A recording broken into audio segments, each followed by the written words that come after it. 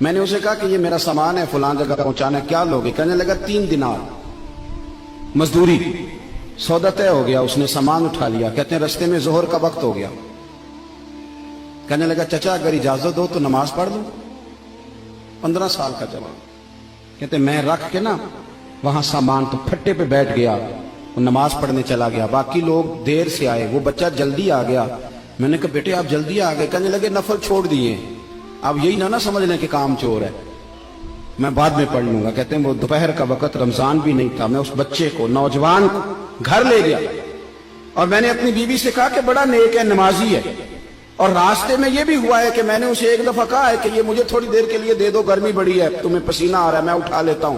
کہنے لگا نہیں چچا میں رزق حلال کھاتا ہوں، اگر آپ اٹھائیں گے تو میں 3 دینار مزدوری پوری نہیں لوں گا، پھر پیسے کم کروں گا، میں نے طے کیا ہے کہ اٹھاؤں گا۔ تو کہتے ہیں میں نے اپنی بیوی کو بتایا تو بڑی متاثر ہوئی، کہنے لگی دوپہر کا کھانا پک گیا، اسے کو روٹی کھا لے، رمضان بھی نہیں تھا۔ کہتے ہیں میں باہر نکلا، اس کو 3 دینار تھمائے تو میں نے کہا بیٹے ایک بات میری مانو گے؟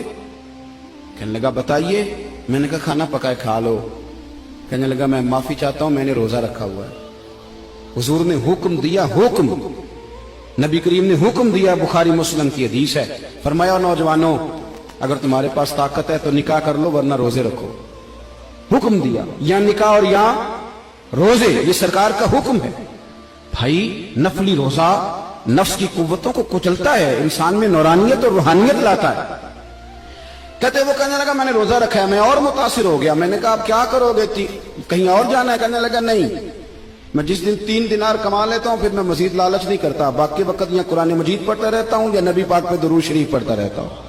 آپ بتائیں تو میں نے کہا کہ افطار میرے ساتھ کر لو۔ کہتے ہیں میں اسے مسجد چھوڑ آیا اور خود میں لوٹ آیا۔ افطار کے بعد میں اسے لایا، کھانا کھلایا، عشاء پڑھی۔ اس کا گھر دور تھا، میں نے ڈرائنگ روم کھول دیا، بیٹھک کھول دی، وہیں وہ سو گیا۔ میری 20 سال کی معذور بچی کبھی چل نہیں سکتی تھی، کوئی طبیب کوئی حکیم میں نے چھوڑا نہیں تھا جس کو دکھایا نہ ہو۔ ایک ہی بیٹی، وہ بھی معذور پیدائشی۔ اس کے کمرے میں گئے، میاں بیوی اسے کھانا کھلا اور بتایا بیٹے ایک نوجوان ہے، بڑا نیک ہے، ہمارے گھر میں آج بڑا پرہیزگار۔ پتہ ہے حضور نے کیا فرمایا؟ نبی کریم فرماتے ہیں جب نوجوان اٹھ کے تہجد پڑھتا ہے نا نوجوان، تو اللہ فرشتوں کے سامنے اس نوجوان